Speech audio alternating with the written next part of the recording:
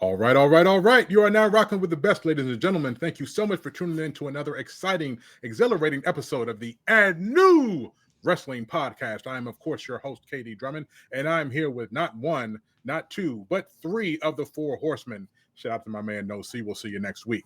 We are back with another episode. We had to take a little bit of a hiatus, but we are back in full effect to make sure we are keeping you up to date with everything going on in the WWE universe. So before we get started on the topic of the day, let's go ahead and go around the table and say what's up to our people.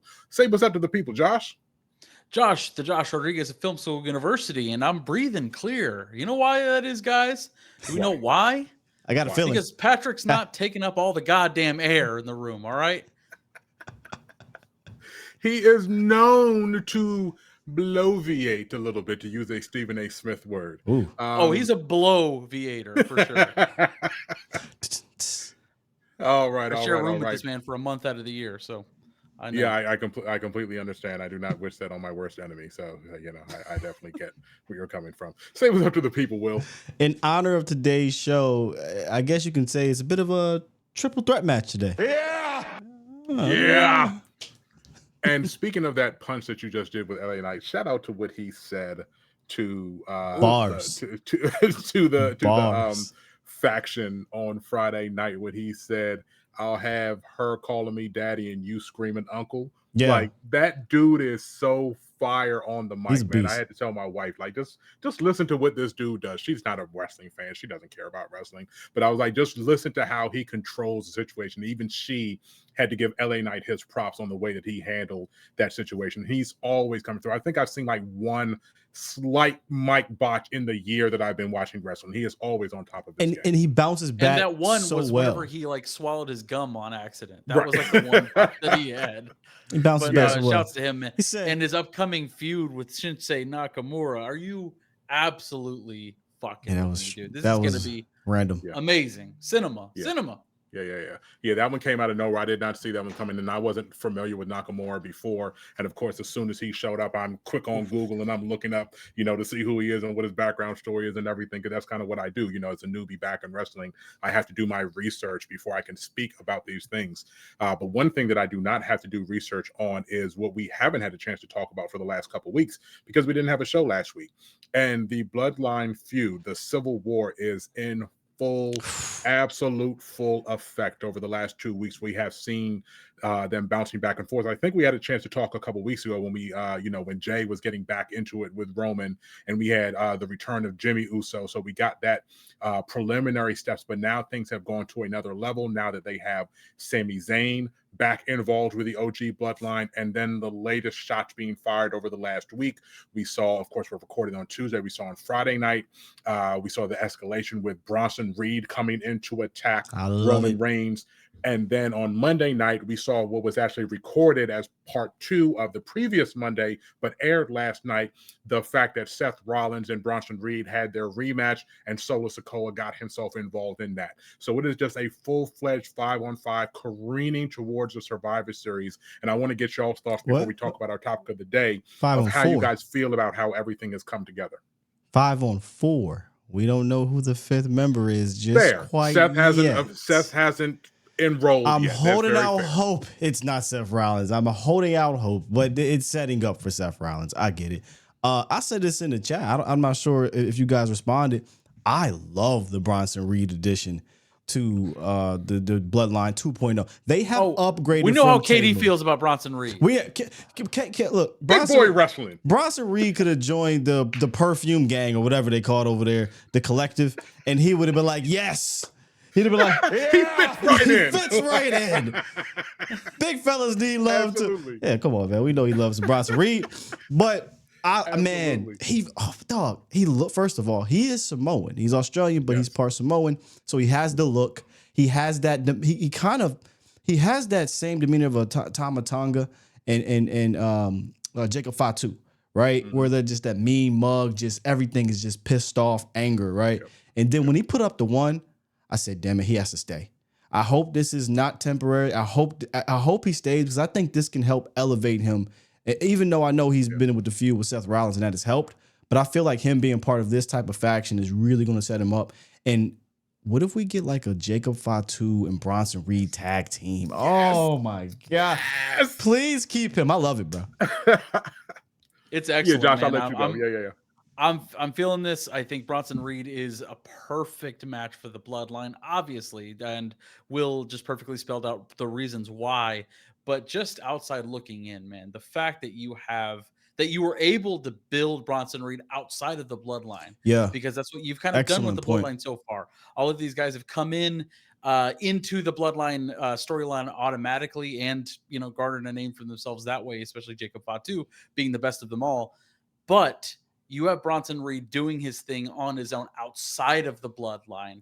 Right. And I think to me that emphasizes how important this is and how groundbreaking this is for the Bloodline to incorporate somebody that has built his name, has a legitimate match with Seth Rollins. If this would have happened before Bronson Reed basically got his push into the main event category, if this would have happened then, it wouldn't have hit. But now that you have a run for Bronson Reed going up against Braun Strowman, going up against Seth Rollins, he's created a name for himself. You put him in the Bloodline now, and it is a blockbuster. I love this move. Yeah, I think, for anybody that follows, me on in the football world, that I'm big on pet cats in the draft. Guys are coming on day 3 that, you aren't expecting. And I adopt one pretty much every year. And I have a really good hit rate when it comes to pet cats actually being able to stay in the league. They might not turn into superstars, but they get to stay in the league. And for a day 3 pick, that's really, the epitome of what you're looking for to be able to forge a long career. And I feel like that's kind of what I did when I attached myself to Bronson Reed very early in his arc. Now, I know, he's been wrestling for a while, but when I came back to wrestling, he wasn't a big name whatsoever. And the first time I saw him wrestle, I was like, this dude is a lot of fun to watch. So to see him go from that to the tsunamis on The Miz and R-Truth and Seth and the feud with Braun Strowman and the Godzilla, the monster battle that they did. And now to see him at this level where he is like the pop that happened when everybody realized, oh shit, that's Bronson Reed that just attacked Roman Reigns. Nobody saw that coming. Like, I don't know anybody that would have predicted Bronson Reed was going to be joining up into this feud. And it was just, again, I keep being amazed at how they write these storylines and the way that everything is kind of woven together. And I don't know if this was on the fly. I don't know if this was all, if getting Bronson Reed to the Bloodline, if everything that's happened up until this point was to build towards this, or if it's just kind of happened organically and they were like, oh shit, we can do this and it'll go over. I don't really care which one it was. I'm just enjoying the hell out of that storyline right now. And it's taken that to another level to stack on top of the fire that came with Jacob Fatu coming and then Roman Reigns coming back. And it's like they just keep escalating this storyline over and over again. And thank goodness Cody's no longer part of this. I'm sure Cody will come back in. But I'm really happy that Cody isn't part of this Survivor Series segment of the Bloodline feud. That's something we talked about, weeks ago, if not months ago, when we knew this was trending towards Bloodline 2.0. I was adamant about this with Pat. I wish he was here to defend himself, but I was like, you cannot do this. I don't. You just, once they did the tag team, leave it at that goofy little tag team up that they did. Yep. Do not insert him into what's supposed to be family business. Now you can say, well, why Bronson Reed? I think Bronson Reed's a much better wild card than a Cody Rhodes would have been. It would have just been kind of the same thing over and over. You had to take your champion of champions and allow him to start something on his own outside the Bloodline, or he'll just be attached to this whole Bloodline storyline forever. So I'm glad they removed that. And I wish Pat was here because we got to stop disrespecting the Bloodline. They're the Bloodline 2.0 now. The whole Temu Make-A-Wish Bloodline, stop it. These dudes, that's done now. That's legit. It was real before. It was real during the summer, but now they're legit. This is legit, man. I think you got to put respect on them. And I think, again, Pat, I need you here to defend yourself. Solo, I love you, Solo. He's stepping up, man. Like, he has taken, what I love about it, pun intended here, he's taking reins of the tribal chief mantra, right, in a different way than Roman. Where Roman was such a dictator and Roman was so disrespectful, how many times have you seen Solo disrespect his guys? Right? Like how many? Yeah. He is welcoming in guys. There would have been no Bronson Reed in the OG Bloodline, right? There was always him disrespecting the Usos and there were his henchmen. And the only person he did not disrespect was Solo. And now Solo's running his own thing, and he's doing it different. He started off trying to be Roman, acknowledge me and all this stuff, and they let his personality go. And man, he's starting to really hit with these promos and being comfortable in that ring as the guy. And this isn't. At first, I was like, end this. But now that Solo has taken hold of this thing, I'm cool with extra innings. No, yeah, I'm feeling it too. Solo Sikoa has become one of the more entertaining parts of this entire feud. And the fact that he has, in a way, sort of killmongered himself into usurping the role as tribal chief. Yep. And he has a bit of a swagger to him. And like you said, he's not disrespecting any of his family, right? He's all in and he's about the family, whereas Roman was, like you said, a dictator and above them all. Yeah. Whereas Solo seems to welcome everybody in. I like this aspect, and to me, Solo's actually fucking hilarious. Like he's funny. No, he is. And the more he embraces that side of his personality in ring, it's going to be like in ring. I'm not just talking about his promos, but I'm talking about like using that timing that he has, not just comedically, but just storytelling wise. He knows how to tell a good story, man. Yep. If he does that in the ring on top of everything else that he's doing, he's going to dispel any notions that like, why is Solo Sikoa headlining SummerSlam? He's going to dispel all of that because this dude is like actually legit. And it's because he took this role. He usurped the tribal chief and is able to lead the Bloodline 2.0. On that, I'm sorry. Go ahead, Joe. Real quick on that, Solo Sikoa being funny.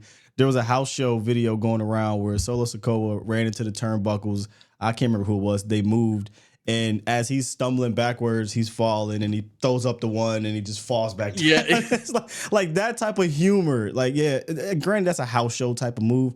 But I know what you're saying, Josh. Like, he has that outside the ring, but when he's in the ring, I kind of like it, though. He kind of turns on the seriousness and he gets into that kind of Umaga mode, you know? Absolutely. Combine them. It's about combining them. Yeah. Figure out a way to make it work.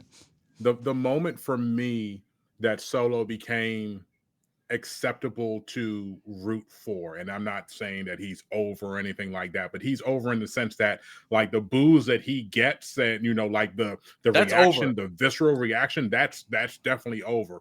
He's not going to be a fan favorite. But when he showed up to Raw, I got tickets. Like that cemented it for me. Like he got it. Like that was main character type of stuff. The way that he pulled off when they showed up to Jey Uso's match, and he was like, "I got tickets. I'm here to support you, my guy." Like I mean, that was just it's a to me that was beautiful, right? It's a callback to the Outsiders. They did that back in the '90s. I mean, other people have done it before, but that's a pretty cool callback there. Yeah. The way that he pulled that off for me was absolutely great. One thing that I'm not sure is being pulled off correctly, and you guys can, correct me if I'm wrong. Everybody's entitled to their own opinion. What the hell are they doing with Gunther right now? With this whole little, I have no confidence, Cody stole my swag, I'm just, this quivering little guy in the face of Damian fucking Priest. I am just stunned at the direction, and I guess every villain needs a different arc here and there, and I understand that sort of thing. But are you guys feeling this whole lack of confidence, Gunther, as far as the way that they're projecting this storyline? Because it looks like they haven't announced it officially. It's not on the website, but they talk about it in the announcement that Damian Priest versus Gunther is going to be one of the undercard matches at Survivor Series here in a couple weeks. What are you guys thinking about the role and the direction that they're doing with Gunther and the Emporium? I'm not necessarily a huge fan of Gunther playing down. Excuse me. I think that it's not that it's bad writing at all. I mean, obviously they're killing it on every level right now on Raw and SmackDown. But to me, it's just trying to emphasize people wanting to see this Damian Priest match because we already saw it. We already saw an aspect of it where Gunther was on top and he's going to choke out Damian Priest, right? That's what we saw in their PLE match. To me, it's just trying to make that match interesting, and I'm not necessarily about it right now, but I'm sure he will pass this aspect. I don't think he's going to drop the title or anything. Okay. Yeah, these type of arcs in the character, they happen, and I think Triple H does a fantastic job of going back and seeing what worked before or can this work again. Shawn Michaels lost his smile, right?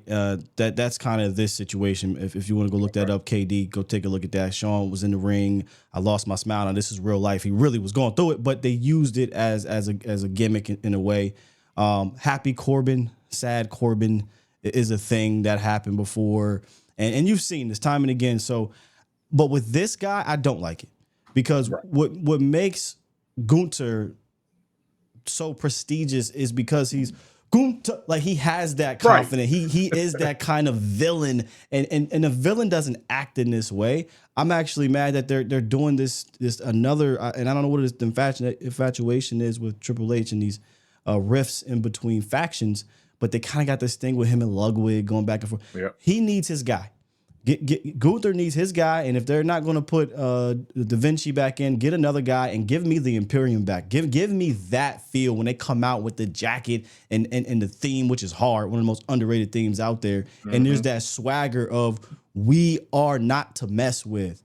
And to see Gunther go through this is weird. I don't know if this is a way to try to put over Damian Priest, but he doesn't need it, right? Like give me the energy from the first match. Right. So I'm not feeling this one. Right. Yeah. No, I felt the same way. But again, we know what the two main draws are going to be on this PLE, and they're going to start to fill in some things around that. But one of the things that we will not see filled in around that is any of the women's belts being up for grabs at this Survivor Series, at least not officially, because all of the women's champions are going to be involved in the Survivor Series match. And that is one thing that they have officially announced. We have a very unique pairing on one side. Obviously, you have Liv Morgan and Raquel Rodriguez, and they were getting ready to go. But on Monday Night Raw, they brought out Nia Jax, Tiffany Stratton, and Candice LeRae to form their side of things. And opposite them is going to be the women's tag team champion. So obviously you have the women's world champion, the women's champion in Nia Jax and Liv Morgan. And on the opposite side of things, their rivalry recent of the last couple weeks, going back to Crown Jewel, is going to be Jade Cargill and Bianca Belair and their, third triple threat partner in Naomi. And then they're going to be joined by Io Sky and the return of Rhea Bloody Ripley. And I know Pat is killing himself for not being able to say mommy over and over again on this show right here. But the return of her in the mask, and she came out on Monday Night Raw, and all she said in the ring was War Games, headbutt, and the Rumble was on. So we have seen now the formation of really this power-packed edition of the women's division that's going to be taking place in Survivor Series. What are you guys' thoughts on that? Well, I mean, you got the heels versus the faces. That's the traditional Survivor Series type of style, and that's fine. I like it, but I hope they don't drop the ball on this. And maybe they're going to do this on SmackDown, but I would love for them to have the inaugural Women's United States Championship match at Survivor Series.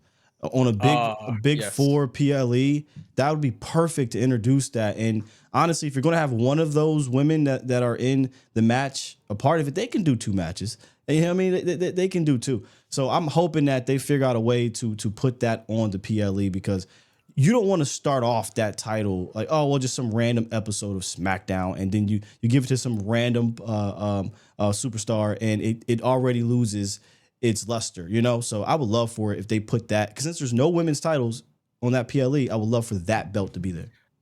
What if that becomes the stipulation of that match, though? Say again? Have they said anything about what if that becomes the stipulation of that match? So the last woman standing in the Survivor Series. Well, they're holding a tournament, so they already have. That's right. I thought the tournament was going towards Saturday Night Main Event. Like they're going to do the tournament to go to the United States being crowned at the new Saturday Night Main Event on December 14th. So, I think that's what the tournament is leading up. Which I would love for it to be the PLE, but I get what they're trying to do, because Saturday Night Main Events has been around for decades. So I get it. So I'm not mad at it, but you're shutting out the women on a PLE. Yeah, because I mean, who's left to wrestle with all 10 of those involved in this one Survivor Series match? Who was left? The tag teams there, and the champions are there. So right, exactly. Yeah. So yeah, that is something to Valkyria in the dark match. Let's go. Listen, one of the things that I learned about this, and we'll segue into our main conversation for the day. One of the things that I learned is that in my head, and because I was, just watching from the sidelines or just paying attention every once in a while when it came to wrestling, in my head, Survivor Series meant that it was an elimination, right? That's the way that I had it in my head, that you had one team of five, another team of five, or a team of four, and then people got eliminated until the last person was standing. And what I've now learned is that Survivor Series actually has the two very distinct type of matches. They have that elimination style, which they haven't run in the last like 4 or 5 years, and recently it's just been the War Games, where it's people are added to the match, and then once all 10 or all 8 participants are in the ring, then the match officially starts, and then whoever gets the pin from there, one pinfall, one just not disqualification, but one submission or whatever the case may be, that's how the champion or the winner is crowned. And it got me to thinking about the various iterations of, for lack of a better term, gimmicks that we've seen in these PLEs, because that's one of the strong points of the PLEs with the WWE. They try to put 12 or 13 on every single year to make sure that they're keeping things fresh. And we've seen some ebbs and flows and some various matches that have happened, and some styles of matches that they no longer do, but they have done in the past, or some stuff that's come back. I think recently we had the what's the one that we just had, the cowbell match that they just had between the strap match, CM Punk, the strap match, yeah. Exactly right. Yeah, so those sorts of things we see come and go, and I wanted to open the floor to hear from you guys what your favorite gimmick style matches are when it comes to these PLEs, and you guys can name however many you like. If you want to go back and tell me about your favorite match, actual contestants in the match that went for that style, whatever way you want to take this with, I'm open to hearing about. But talk to me about your favorite gimmicks that you have in the WWE. Yeah, we can bounce back and forth, Josh. Go ahead. Yeah, let me kick it off, man, because we just switched the lighting setup, and I don't know if you guys have ever noticed my CRT in the background, and it's I got an old classic right now, Money Talks on, and I'm talking about Chris Tucker, Money in the Bank, baby. Yeah, like that match, and there's another one that is very near and dear to me. Another match on this conversation I know we'll talk about, but the Money in the Bank match to me currently is the best like PLE specific match that WWE has currently, because each and every year, men's and women's, they elevate that match when you don't think that it's possible to. You think the year before they've topped it, there's no better than that. I mean, like, we've seen so many different feats, so many different stunts that they've pulled off for Money in the Bank that have elevated the match. And then the next year you're like, all right, there's no way they're going to top that. And they fucking do each and every single time. It's always an entertaining match. And it also sets the groundwork of like what the rest of the year is going to be, because now someone has this briefcase, and at any moment we're still talking about Tiffany Stratton and her Money in the Bank briefcase. So it is a thriller match that basically lends itself to mapping out the rest of the year and trying to determine when at point in these next 365 days are they going to cash in this belt and become the new champion and change the course of the storyline of WWE. To me, the impact that the Money in the Bank match has, granted, Drew McIntyre kind of fucked his up. But that was intriguing on its own, right? Like the fact that he fucked it up, right? Exactly. But I think that makes next year's Money in the Bank even more impactful for the men's. And we still haven't even seen Tiffany. So I'm saying, man, like, to me, pound for pound, that match is just men's and women's perfect. I mean, I'm glad you brought that one up first, because I actually think that, what was stirring in my head was the fact that we don't have a women's championship match in Survivor Series. So what if they finally let Tiffany cash in Survivor Series? She has both of the champions on her team in the ring at the same time. So that would just be one of those perfect opportunities. But they both have somebody has their back. Candice LeRae is there to defend Nia Jax, and Raquel Rodriguez is there to defend Liv Morgan. So I don't know if she would have the opportunity to pull it off, but what if they were able to do that in this PLE? I think that every time we bring it up, it sounds exciting. Every single time. That's the best never part, do it. Right? Like, at this point, if they did it at a house show, I would be like, it's Tippy time. Hey, that'll be something. Yeah. So Money in the Bank is so good, y'all, that we forget it was not a PLE. It was so good it turned into a PLE. Oh wow. Exactly. Yeah, KD. There's a couple of these we're going to get at that were just matches, were just gimmick matches. And so the story, if you go look at the history of the Money in the Bank, I believe it was Chris Jericho came up with the idea, and the old briefcase was just a black briefcase. There was no cool little green or colored briefcase. At one point, it was red, black briefcase. He came up with the idea with the contract, and I believe Edge won, and he was the first one to cash. And it was such a popular idea and such an over idea that they turned it into a PLE. And the rest is history. It is one of the most anticipated non-Big Four PLEs. And honestly, if they decided to include a fifth, I would 100% put I would put Money in the Bank as the fifth PLE for a Big Five if they wanted to go there. I feel like it's that great. And like Josh said, it sets up everything. Another match that went from a regular gimmick special match and turned into a PLE is TLC. Tables, ladders, chairs. Oh my. Let me just say this real quick. Josh, KD, I'm not sure if you were there in the 90s for it. I say TLC. Who do you think of? What do you think of? Edge and Christian, baby. Edge and Christian, the Hardy Boys, Dudley Boys. They took APA to a certain extent. Yeah, the tag teams in the 90s. They took that gimmick, and it was so entertaining and so good, they turned it into a PLE.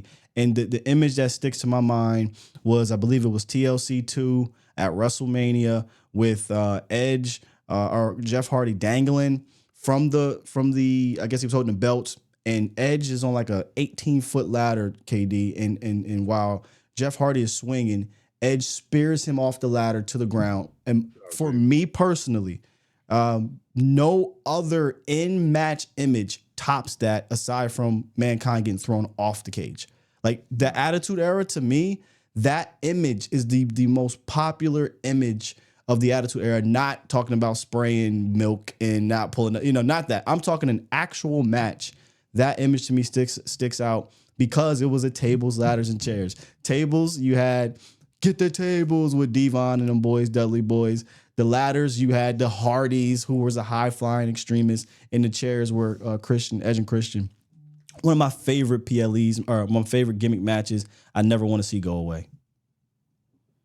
All right. Yeah, I love that. I haven't had a chance to see a tables, ladders, and chairs yet. I think that's on the calendar for after main event. I think we're still having it one this year. I'd have to go look, but just watch WrestleMania 17. 17, there's nothing topping it. Every single match on that card is perfect for one, KD. That is a historic WrestleMania for many reasons, but in all of that, you have Rock and Austin in that pay-per-view, by the way. You have Rock and Austin, I believe that's 2 or 3. That's the build. That's the one with the famous build-up of was it Limp Bizkit?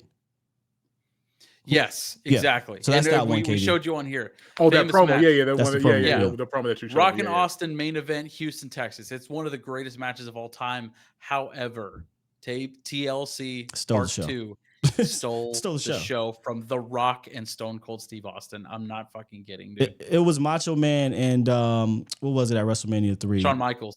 No, WrestleMania 3 that stole the show. The big 3. It was Macho Man and I'm having a brain fart. It's Ricky Steamboat. Yeah. Ricky Steamboat and Macho Man. That was that was the best match of WrestleMania. But people are going to talk about Andre the Giant and Hulk Hogan. Whereas WrestleMania 17, you're going to talk about Rock and Austin, but the TLC match stole the show. What do you guys think about one of the big ones that's one of the big 4, Royal Rumble and the whole Battle Royale? Oh, well, brother, I was going to say that's the best one. That's the best one. That's I was leading there. Yeah, okay, my bad. I didn't mean to steal Royal Rumble it's my favorite PLE. Period. Okay. I freaking love Royal Rumble. You never know what to expect. 30 entrants. I'll say his name because he came up with it in Pat Patterson, but then I won't say it again. I won't say it again because that guy was, he was a bit of he wasn't a good person. I'm gonna just say that. But he came up with maybe the best thing he ever came up with was the Royal Rumble. It is my favorite PLE. You never know what to expect. Who's number 30? Who's number 1? Can they survive? And then, like you said, Josh, with Money in the Bank, it sets up WrestleMania. So come on, man. Royal Rumble's the best. Royal Rumble is the best hands down, and the fact that it's what WrestleMania season is about, right? That's where it begins. It starts right there. The pageantry behind it all. I love the countdown. I love the expectation because you're always expecting to see somebody that surprises you. Have found that in recent years, the surprises have been less intriguing. I know. I hate that. But it's never a bad match because every single time you are entertained. There was one, and I remember this during the Daniel Bryan hype era where he is the biggest name in wrestling. Everybody's behind him, the Yes Movement. And KD, when I tell you, it was the most heartbreaking Royal Rumble of all time because every single person in that fucking stadium was expecting Daniel Bryan to come out, and he wasn't in the Royal Rumble. To this day, I feel bad. It chokes me up. I feel bad for Rey Mysterio, who entered at 30, because everybody in the fucking arena was like, this is Daniel Bryan. Yes, yes, yes, yes. And then Rey Mysterio returned after a hiatus at number 30, and everyone booed him out of the fucking building. And he was a face. He was like, he had come back. Yeah, it's from Rey. Injury. It's Rey, yeah. It's Rey Mysterio, a fucking legend. And everyone was like, fuck that guy, dude. Where is Daniel Bryan? And it changed. And like we said, Royal Rumble changes the trajectory of the rest of the year. It is the road to WrestleMania because fans were so upset about Daniel Bryan not being included in the Royal Rumble. That's when you got the Daniel Bryan WrestleMania moment. You don't have that. You have Yeselmania to thank because of that Royal Rumble. I was about to say you get that moment because he didn't come out. Exactly. Yeah. And the backlash to that moment. I was pissed off watching that Royal Rumble, and it ended up being one of the most historic Royal Rumbles because of that, because of them obviously leaving out Daniel Bryan. Before you move on, Josh, for your next one, can you stick to the Royal Rumble real quick, because there's some funny moments in the Royal. The other thing about the Royal Rumble is the funny moments, right? KD, Kofi Kingston has this thing every year where he has a funny non-elimination. So he'll like get thrown out, but he'll fall on a chair and he'll hop back to the ring, or he'll be on a headstand and he'll crawl back to the ring. So they do stuff like that. In the 90s, the Bushwhackers. If you remember the Bushwhackers, they come out like this. So the Bushwhacker comes out, he's doing this thing. He goes up the steps, he gets in the ring, and they proceed to throw him out, and he just keeps walking like this, and he walks so like that pops in my head. And then the funniest moment of all time was not supposed to be funny. Vince McMahon tearing his quads because he stormed down to the ring pissed off. And KD, this was not on purpose. Batista and John Cena eliminated each other, and they both fell on the ground at the same time. So there was no winner. They were the last two in the ring. The last two. There was no winner. So they're in there. They're playing it off as they do, right? Batista wins. Cena wins. And in the back, Vince is livid. Vince does not like when stuff doesn't go his way. So he comes out to the ring. He dives, slams his coat, dives into the ring, stands up, and completes and falls back down and tears both of his quads. Brother, he's sitting there like a toddler with his hands crossed, mad and pointing and giving directions. And he said he was thinking, what the hell am I going to do? My quads are tore right now. That was the funniest Royal Rumble moment that wasn't supposed to be funny. Ridiculous. I thought you were going to give Titus O'Neil a shout out. Falling under the ring. I think that was a Saudi Royal Rumble, like the greatest Royal Rumble, which where so he was running to the ring. He tripped on basically at the bottom at the before you get to the ramp into the ring. Tripped over the mat. He tripped over the mat and he slid under the ring. It was disappeared. Hilarious. Michael Cole was like dying laughing on the call as a commentator. Like I love the Royal Rumble. That ruined his career. Like he didn't have a career after that. There was no coming back from that. When you slide under the ring, his legs are like dangling on the outside. That shit did not look fucking cool at all, man. You really never know what to expect, bro. Anymore after that, man. You really never know what to expect from the Royal Rumble. That's why I love it. Edge returning at the Royal Rumble, man. Oh yeah, recently, like about 5 years ago, right? 21 or something like that. Yeah. Yes. And I saw that Edge in 21 was one of the 3 people that has entered in as a number 1 and lasted the entire Rumble to end up winning. No, Right, no. That Edge wasn't didn't. the same year. No, Edge didn't It win was the that year year. It was the year Okay. prior where Edge came back. He had to medically retire because he had a spinal. He had some issue with his spine. Doctor said you'll Okay. never wrestle again. Basically, he went Backiotomy. on to act in a couple of terrible movies and then came back to much applause and Yes. like one of Had the a good most run. surprising entrances. It is actually the most surprising entrance of all time when Edge returned at that Royal Rumble, and to the crowd, the emotion, everybody taking it in. And when you hear Edge's music, you think you know me, and then Yeah, he that blew was up, man. whew. That's Yeah, one of chills. the loudest pops in WWE history. I thought AJ Styles, excuse me, debut was great too, because he thought that no one was going to know who he was because he was on the Indies and TNA and Ring of Honor and whatnot. But little did he know WWE fans appreciated who he was, and when he came out, I think number 3 got a huge ovation, and that set him up. They said, "Oh, he's really that dude," and they pushed him, which we already knew he was that dude, probably the best wrestler in the world at the time, and they pushed him, and here you have it. Quickly, I got a couple just kind of minuscule ones that I liked back in the day. Buried Alive, Undertaker.